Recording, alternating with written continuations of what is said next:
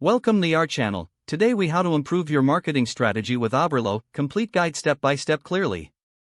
To enhance your marketing strategy using Oberlo, begin by understanding your target audience.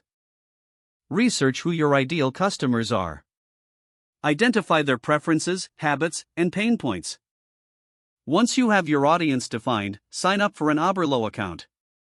Link your Oberlo account to your Shopify store for seamless integration. Explore Oberlo's product catalog to find items suitable for your audience.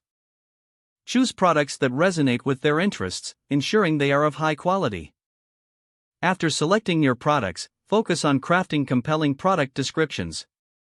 Make your descriptions engaging and informative to appeal to potential customers. Next, create a content marketing plan that showcases these products. Utilize blog posts, social media, and email campaigns to promote your offerings.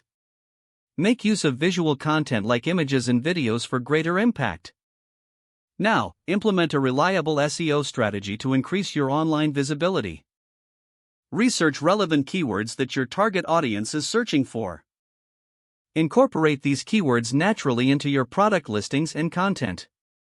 Utilize Oberlo's analytics tools to track your performance metrics. Analyze which products are performing well and which are not. Adjust your strategy based on these insights to maximize effectiveness.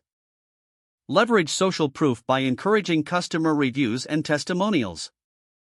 This builds trust and credibility around your brand and products. Consider running targeted ads on platforms where your audience is most active. Utilize Oberlo to highlight products that have high demand and potential. Finally, continually test and optimize your marketing strategies. Experiment with different approaches and analyze the results. Always be prepared to adapt to the changing market trends.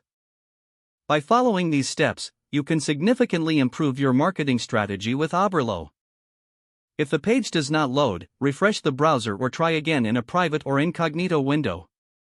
Make sure you are using the correct email address, then retype it carefully to avoid small typos.